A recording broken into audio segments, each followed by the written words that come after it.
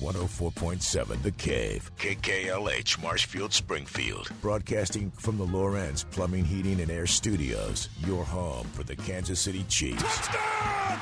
Kansas City! It's Ned Talk, your live and local Chiefs pregame show. Hosted by Ned Reynolds, Joe Westen, and the B-Team. Proud members of the Chiefs Radio Network on 104.7 The Cave.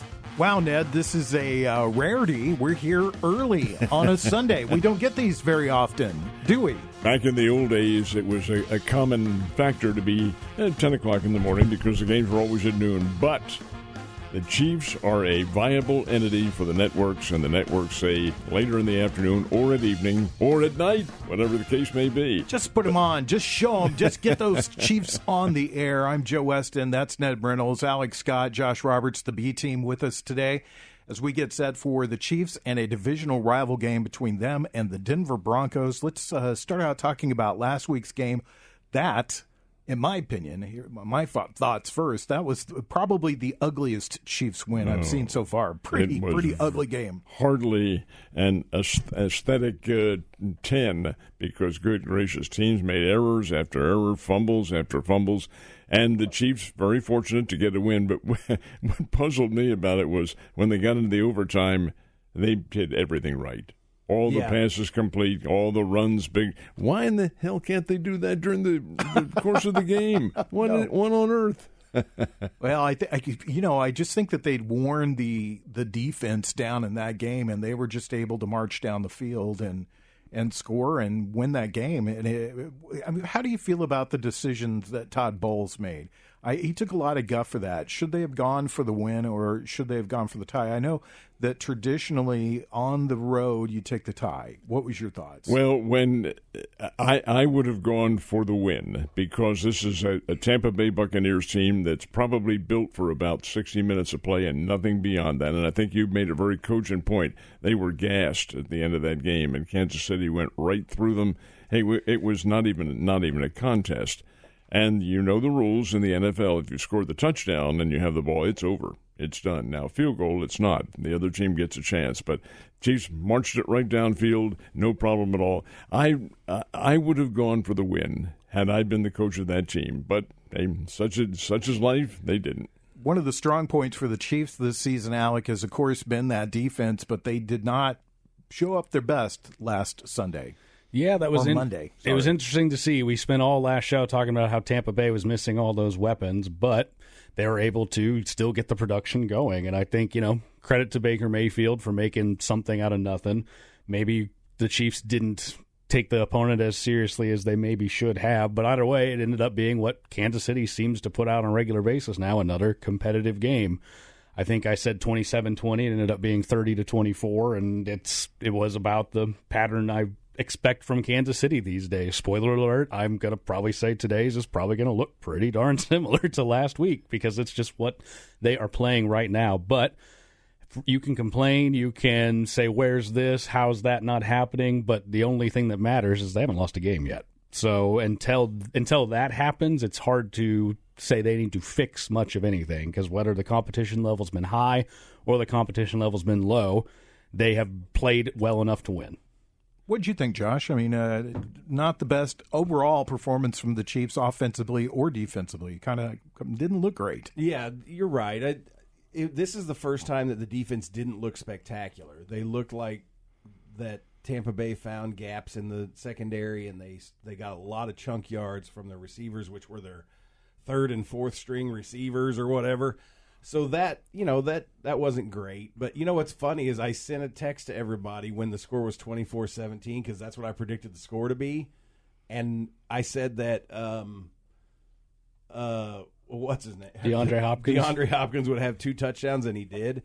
I sent a text to everybody, said, I'm going to call myself Nostradamus. And then Tampa Bay scored another touchdown, and it went to overtime. So, yeah, it was an interesting game because, I think we had talked about the possibility of this being a trap game because you never know what you're going to get with Tampa Bay. And to their credit, like Alec was saying, Baker Mayfield took the talent that he had and made a game out of that. That is why I think today's is a trap game. This one, It shouldn't be. The Chiefs are a better team than Denver, but this concerns me a little bit. Number one, Kansas City coming into this game off an overtime game Monday night. One less week. One by 1 day, a shorter week. Had some guys get banged up in the ball game and so forth and so on.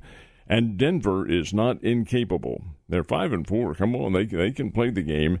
The one factor involved is Bo Nix, who's 1,700 yards he's thrown for, some astronomical number like that.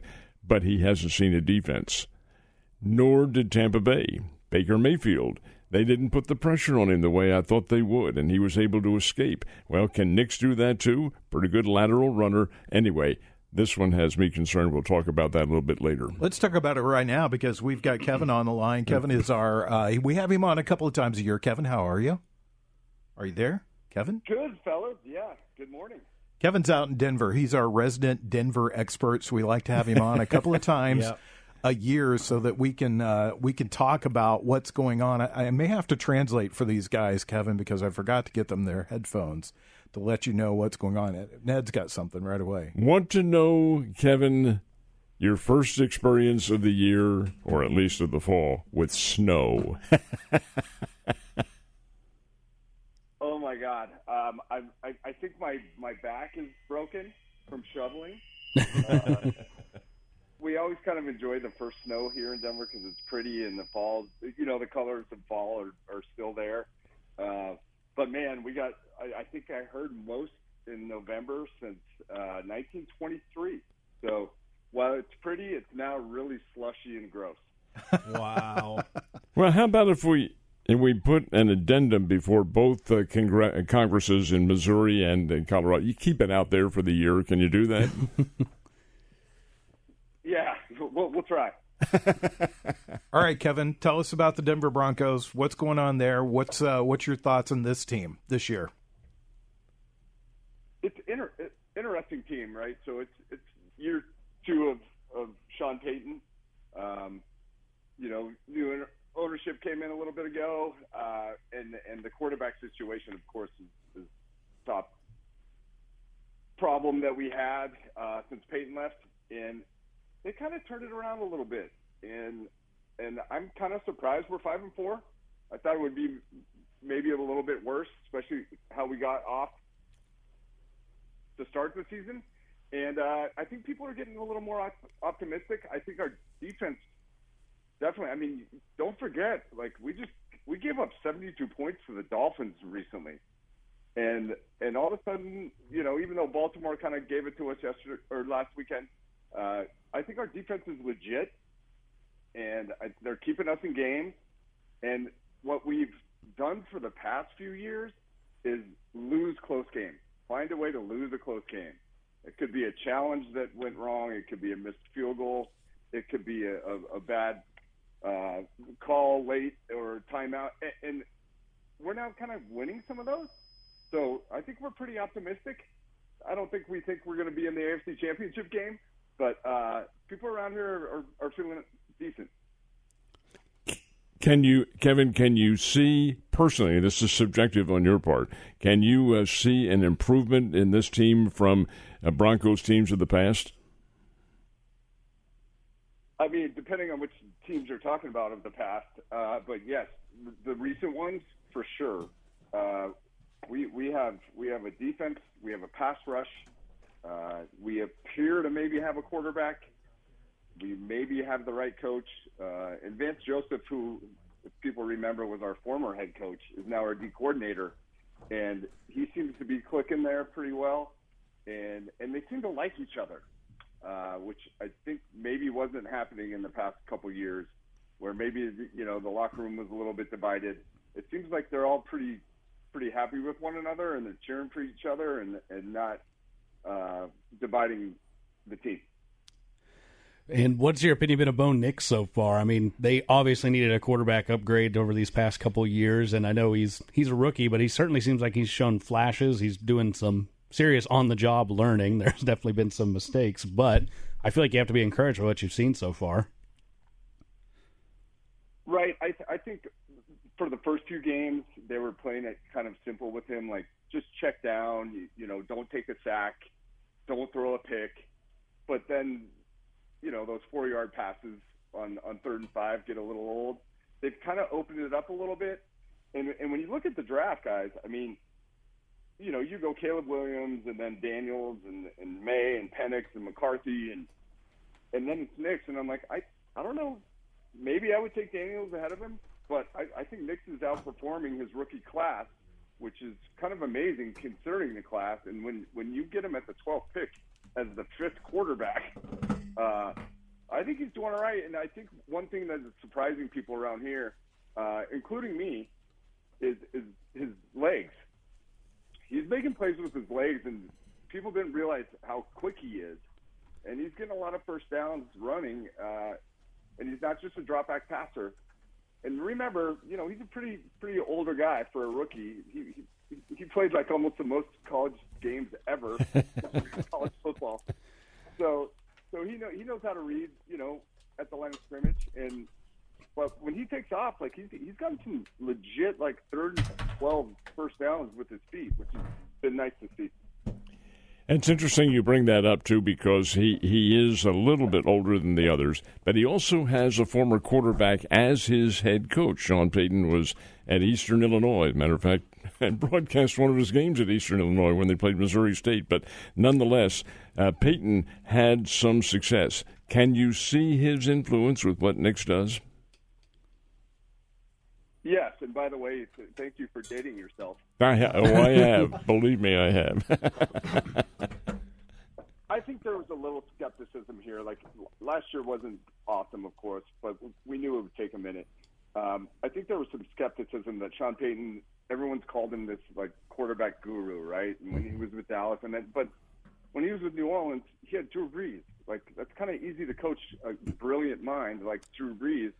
And I think some people started wondering if he was a fraud, and he's not this quarterback whisperer. But I think we're seeing it a little bit that maybe he really is, and that's been his reputation. So I think we're buying in.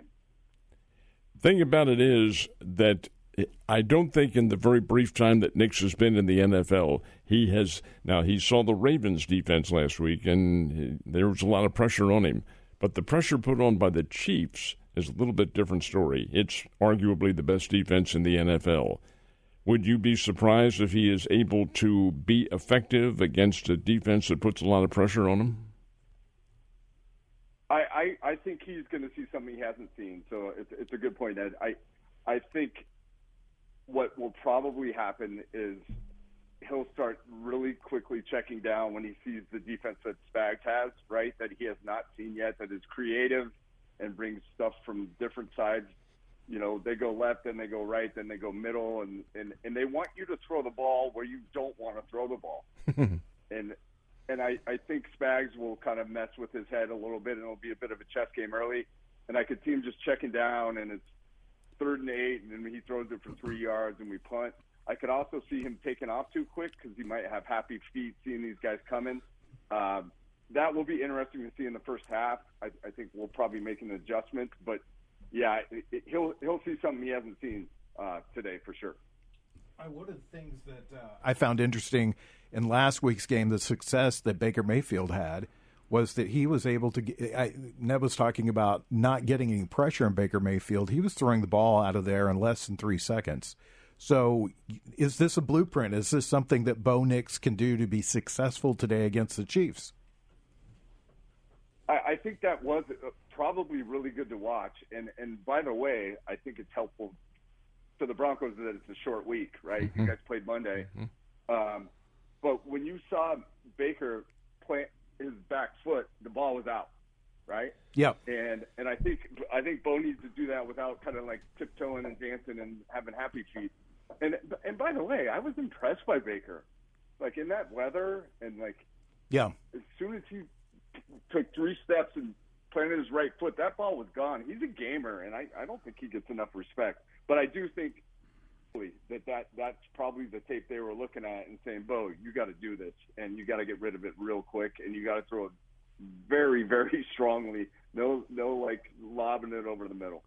So who does Bo have to throw to today? What's the receiver core look like for the Broncos right now? I'm glad you mentioned it because I'm very frustrated that we have Mims, right? One of the best receivers when he came out of college from Oklahoma, and we're not using him. Like, he returns kicks. We're getting Cortland Sutton a little bit more involved, and we have Bo's old teammate, who's they're kind of connecting a little bit with, but we don't have a tight end. It's driving our fan base crazy. We draft one every single year. We've signed them every year, and could you name a tight end on the Broncos? No, not right now. Right, and I wish we had one because I think that is a little bit of a way, Ned, that we could attack your defense. But we don't use our tight end, and it's you can't say it's Sean Payton. You can't say it's Bo Nix. You can't say it's just we haven't gotten the right one yet. We can talk about Kelsey in a minute, but I wish we had some of that. I think you'll see a lot of Cortland Sutton today. And I think you'll probably see with the pass rush you're talking about, probably a lot of screens and swing passes. And he is capable of being very effective in that kind of an offense. Too. Sutton's a good player.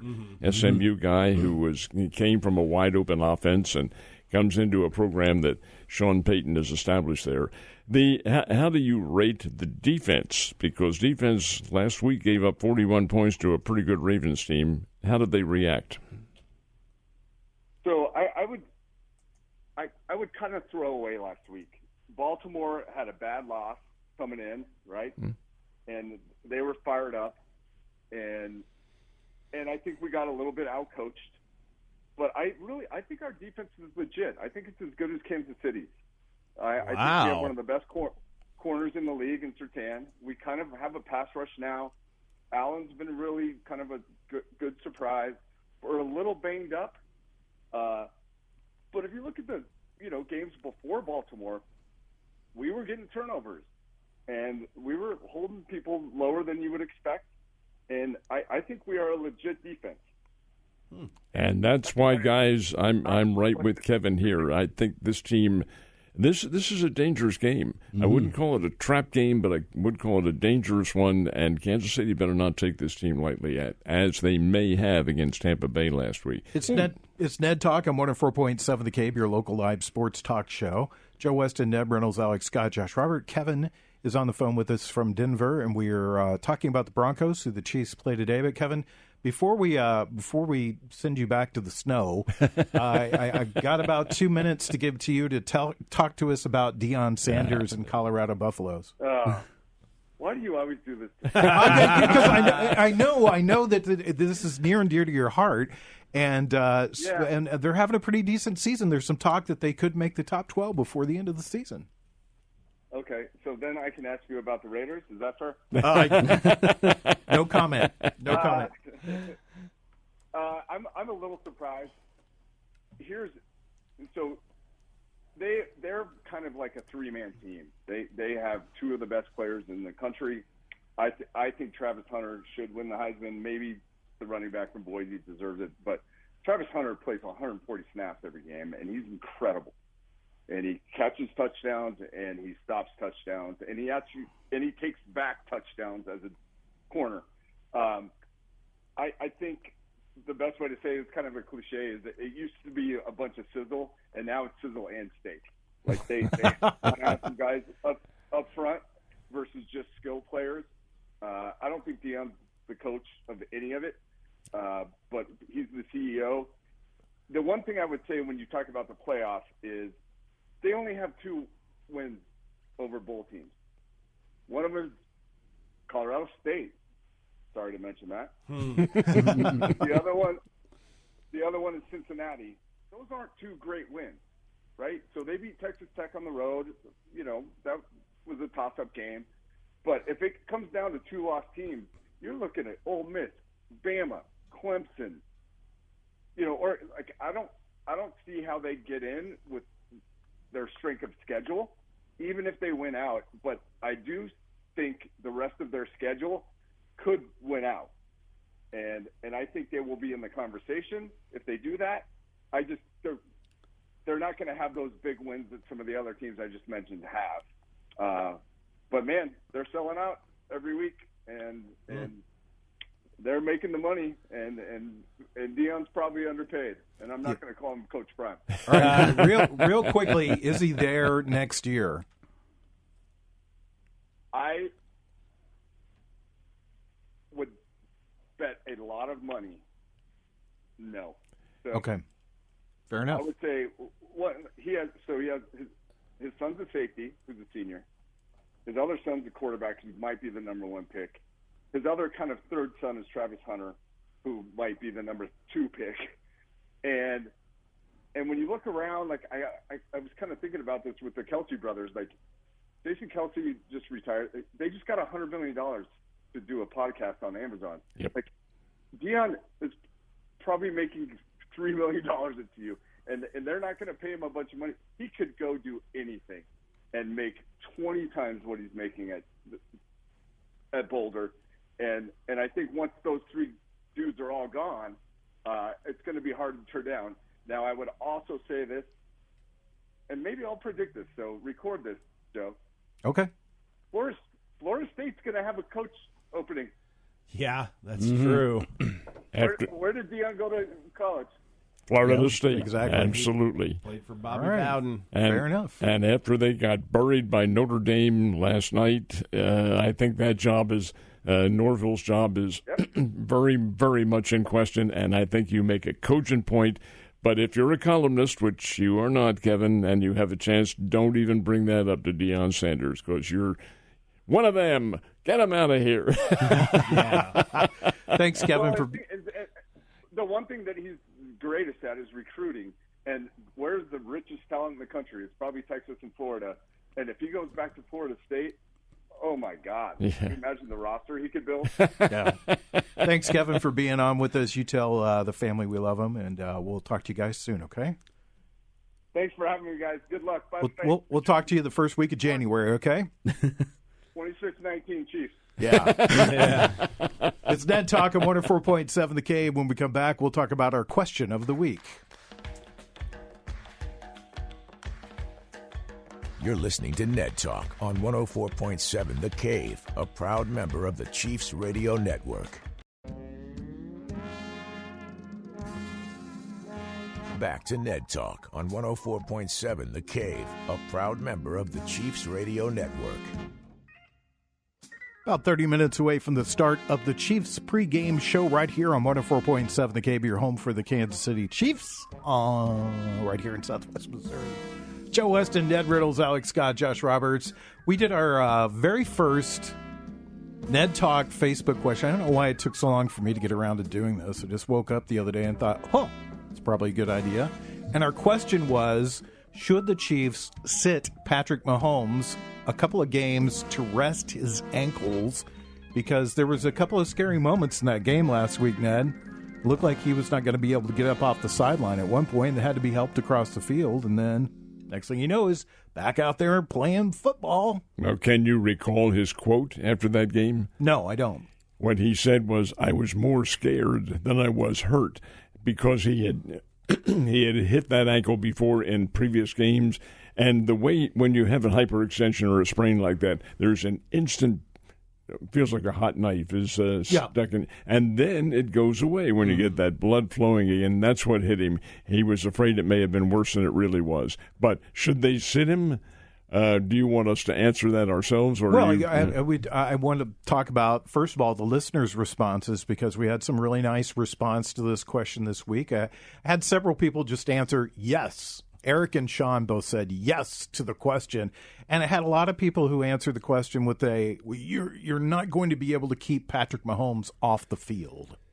And I fully agree with that. He's a gamer. He knows he is the leader out on the field. He understands that, and he knows that they need him to play, and he wants to play. I would have to think it's a very serious circumstance that would keep him out of there, and so far this has not been the case. You might remember earlier this season, Kansas City had all the injuries. Pacheco's out of there, and Rice isn't playing, several others who are gone and all that sort of thing. The one guy they cannot afford to lose is Patrick Mahomes.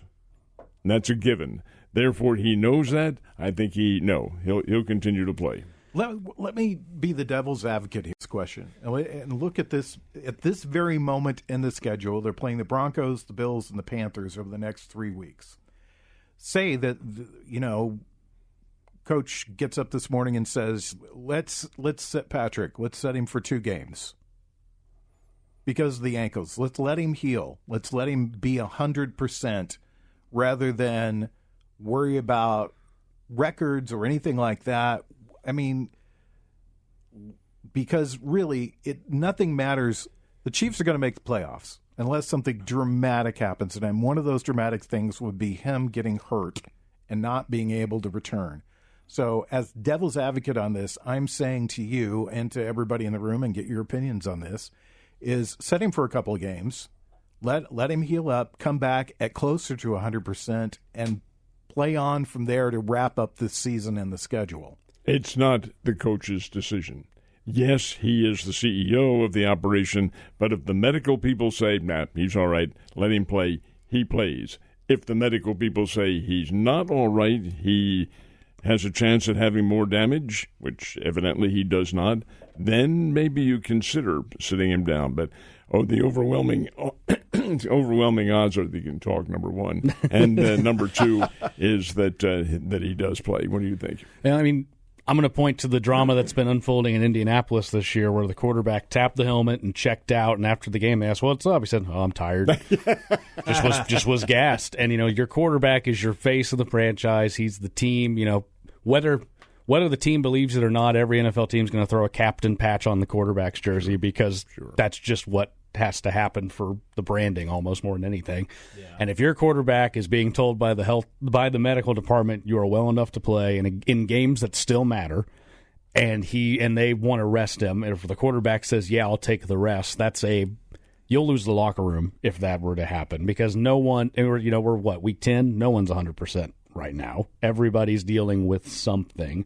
They play a violent game. Everybody's getting nicked, bruised, bumped, and you're gonna have to tough it out.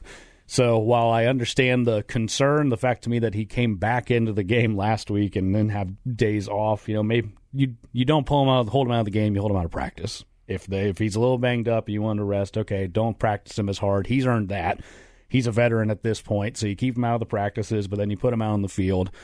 And, maybe you do be a little gun-shy with it if he starts to limp a bit. Okay, let's get you out of here, because this Kansas City Chiefs team, even without Mahomes, is very, very good. I don't know if they're a Super Bowl winning team without him, but they still win the AFC West without Patrick Mahomes all year, in my opinion.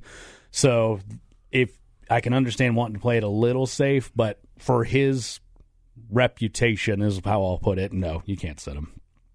Josh, a guy that I know, Tyler Scott, he posted, "Hurt Mahomes usually equals a Super Bowl win." What do you think? Well, yeah, I mean, history has shown that is the case. As a person who has had problems with his ankles all my life, I know exactly when he did that, I felt that pain because I've done that. Obviously I'm not athletic, but I'm just a fat guy. You played football. I'm just a fat guy that twists knock his yourself. ankle every once in a while. You get out and walk and do other things. And you play football and did other sports too. But so Ned is exactly right. When you first do that, when you first tweak your ankle like that, it shoots razors up through your leg. And once that goes away, it's often ginger. It's often a little sore. But for an athlete like him, he's going to get back on the field, and then he's had all week to rehab it, the minor problem that it may have created. So I don't think it's necessary to set him out. I think one thing that we need to bear in mind is Carson Wentz is a pretty darn good quarterback. Yep. If they had to put him in, I would not be scared of the Chiefs not being able to perform or losing. I don't think they need to do it. I think if this week they were playing Carolina and next week they were playing the Jets or the Giants or one of the other bottom feeders of the league, then you'd have more of a justification for maybe sitting him. But this is a conference game. Got to win it. Next week is the Bills, which they're probably going to face them again in the playoffs. So they need to beat them and demoralize them now. So these are the two games that wouldn't be a good idea to set him out anyway, in my opinion. Let me. I want to pass along props to a couple of people who commented on it. And first of all, I want to say my favorite comment. I just like the snarkiness of this. Tracy Tam said, "Not my business." I just thought that was really interesting. That Dustin Willis had a really nice one too. He said, "Won't let that happen as long as he can even pretend to be competitive, especially if they remain on the streak. The Broncos have been very solid this season, and it will be a tough game if he continues to tweak it repeatedly. I can only see if they drop one and the unbeaten streak ends. But even then, you've got Buffalo next week. He won't miss that either. Maybe Carolina, but I have to believe he continues to be manageable if he's playing." So, again, a lot of great comments on here. Brian Tyndall, our general manager, said, "Wouldn't hurt for Wentz to get into some tough action." And my favorite Chiefs homer, Brad Henson, he commented too. He says, "No! He's too much of a competitor. They will treat his ankles during the week." And then I have to also say, Jake Gillette, who didn't realize that he's on this show, he commented too. And it's like, Jake, this is for the people to comment to us that we can talk about it while we're on the air. And then I had a really nice comment from Jeremy Hill that we'll discuss. We'll get to that, Jeremy. I promise. Jeremy Hill. So when we come back, we'll talk about what the Cardinals' plans are for TV, and we'll also try to get into some college football. It's Ned Talk on 104.7 The Cave.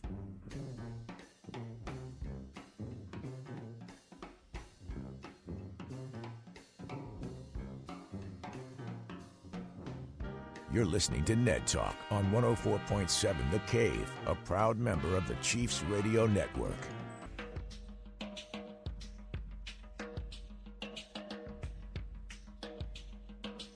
Back to Ned Talk on 104.7 The Cave, a proud member of the Chiefs Radio Network. About 18 minutes away from the start of the Chiefs pregame show. Really quickly, I wanted to pass this story along to everybody. There was a teenager, 18 years old, big fan of Baker Mayfield, lived in Kansas, was going to the Monday night game, died in an automobile accident. Baker Mayfield and the Tampa Bay Buccaneers made some nice donations to the family. Of course, it doesn't replace the loss at all, but Baker Mayfield gets knocked a lot, and a nice story about him and what he's stepping up and doing for this family. If I'm not mistaken, it was a birthday present. Yeah. That was given to him to go, oh, God, what a terrible story. Yep. Jeez. Let's talk first about what the Cardinals' plans are for 2025 as far as broadcasting. The way I have this interpreted, and it could be in error, but the way I can understand what they're planning, it's in concrete now. All the games, of course, will be on TV.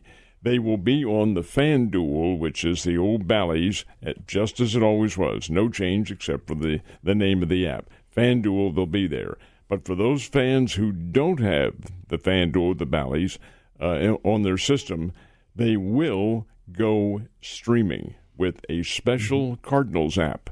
Now, technically how that works, I honestly don't know. How do you put the app on your screen? I guess you call them and they put it in for you, I guess. But that's what you'll see. In other words, you hit that app. The charges have not been determined yet. Now, the ones for FanDuel have, because you stay with the old Bally system.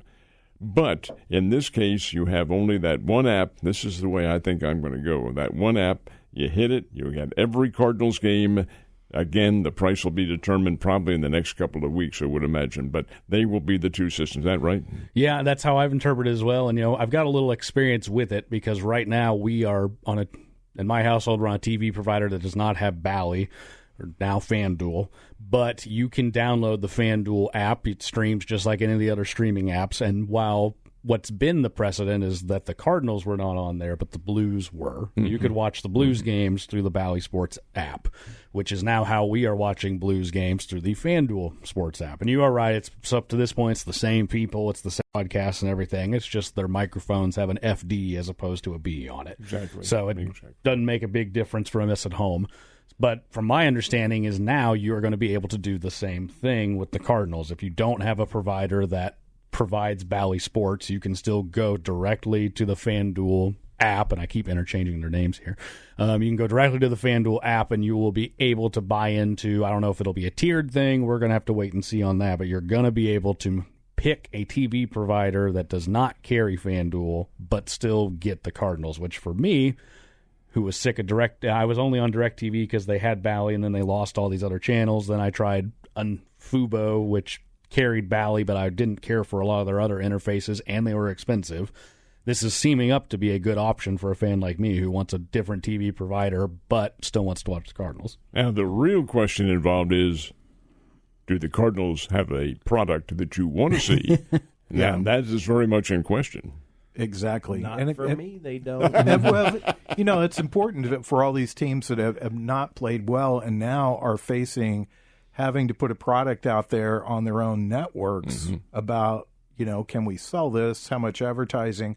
And I mean, you're talking about something that's, baseball's about 7-8 months out of the year. And so you're looking at when you go look at an MLB network, the programming's pretty sparse. I mean, there's the same movies, the same shows, the same stuff going on. So how to fill out the rest of that schedule? And, Joe, case in point is that when Bally's had them, they had signed a contract for $78 million a year to be given to the Cardinals. That was their rights fee. And the Cardinals, $78 million in baseball terms, it's a good amount. Contract. It's not great, but you take that out of your budget and watch out. Well, they'll get money from FanDuels, but it's estimated to be about 20 to 25% less from what they've had. So the amount of revenue that they're getting from that is going to be limited. How that influences any decisions they make as far as rosters, the Cardinals are not going free agents. They've already said that. They won't invest in that market at all. But they may invest in trades. Now, I notice in reading the Cardinals' little notes, Sonny Gray has exercised his no-trade option. Does that mean they don't trade him? No. What it does mean is that he has the option to say, no, I'm not going there. Mm-hmm. But if he says yes, and the deal's pretty good, hey, they may have a big change in their pitching rosters for next year. Let's talk about college football for just a minute. Another interesting Saturday in college football. How'd the Bears do? They amassed almost 600 yards of offense. Wow. Yeah. Won 59-31. Now, this is a team that Missouri beat 51-0 to start out the season. It's Murray State from the Valley. They aren't very good. They've won one game. Their defense is porous, horrendous. Porous and horrendous. Get out the thesaurus. But the Bears are pretty doggone good offensively, too. They're a lightning strike team. And 59-31, the concerning point is 31 that Murray State scored against them. Next week, the Bears have North Dakota State, which is the 9-time former national champs. They aren't the reigning champs. They're the 9-time former champions. Play them in the Fargo Dome in Fargo, North Dakota. The following week, final game of the season, the Bears are not eligible to play in postseason, is the 2-time current national champion, South Dakota State. They come here to play, and all they did yesterday was win something like 42-0 or something like that. They're very, very, very good team. Let's talk about the rest of the college football really quickly.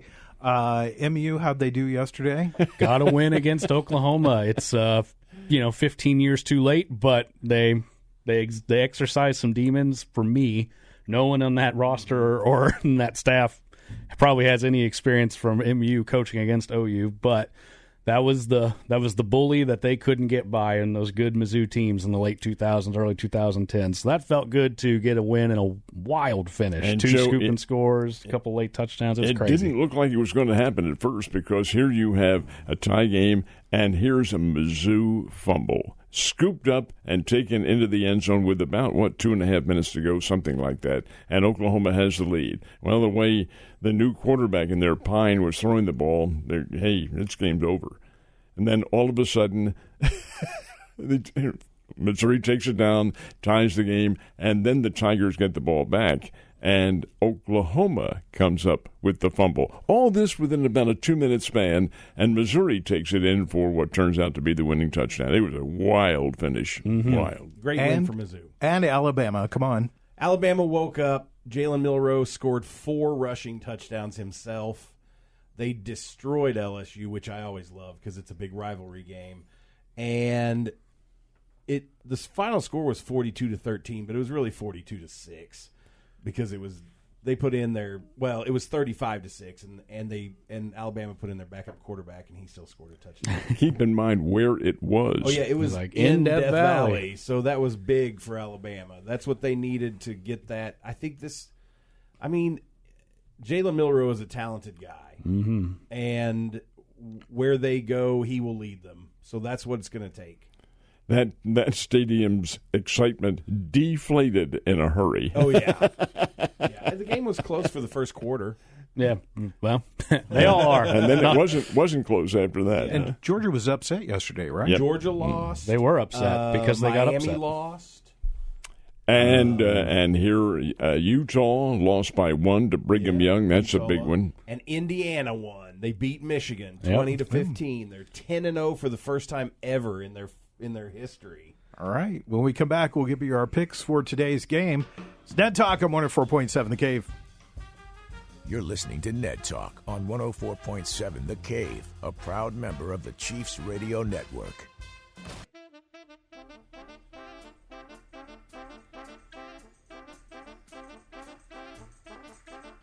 Back to Ned Talk on 104.7 The Cave, a proud member of the Chiefs Radio Network. Happy belated birthday to Josh Roberts. Thank you. I appreciate that. Happy belated birthday to Ned Reynolds. Thank you. Very much appreciated. And happy Veterans Day to you, sir. Thank you. Now, that is the big one. I don't let that fly under the radar, guys. Tomorrow is actually Veterans Day, but this has been Veterans Day weekend. Yeah, and I want to say Alex Scott lost his grandmother this week. We're sorry. Our heart goes out to you. Appreciate that. And, you could wish me a happy belated birthday as well. It was in July, but, better late than never. I could have. I think I wished you a happy birthday in July, so, I don't need to go back, okay? Well, I just felt a little left out, but. Happy birthday, Alex. Hey, thanks. I happy appreciate birthday. that. I love early. What Josh did, though, and this is the key. He reversed the numbers on our birthday. Yeah. 25. And I'm 38. All right, let's get our picks for today's game with the Chiefs and the Broncos. Got an early game starting at noon. Ned, what you got going? In all honesty, guys, the game does have me concerned. Mm-hmm. Now, concerned to the point where I think the Chiefs are in trouble. No, I think Kansas City's the better team than the Denver Broncos, and the better team than everybody else in the NFL for that matter. But I can see a ball club coming off a relatively speaking short week with some people who are banged up against a team that got blown out last week. So I will pick the Chiefs in a close one, maybe 24-21. And let me also say I know that you always say they're professional athletes and they don't do things like this, but the team that is next on the schedule is the Buffalo Bills. They could think ahead, and yes. They might be a little bit of thinking ahead in this game. And I know everybody's going, no, Patrick Mahomes and Andy Reid won't do that, but it's hard not to. It's hard not to look ahead. Alec, your thoughts? This is a very, I'll call it, losable game. This is one, like you said, that the Buffalo Bills are a team to watch out for if you're Kansas City. I know they're at least 2 up on everyone else in the AFC right now, but who are you more afraid of, Denver or Buffalo? So it's a very losable game. That being said, I'm going to copy-paste just about everything else I said about my prediction last week and say, what do you know? How is this game so close? Shouldn't Kansas City be beating Denver by more? And then they'll make the plays they need to in the end. I'm going to go Kansas City in a low-scoring one. I'm going to say Kansas City 23, Denver 13.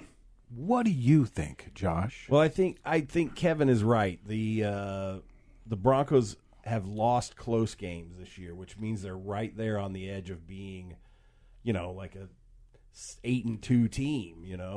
So this is going to be a tough one. I think it'll be close. I'm going to say 24-23 will be the final score.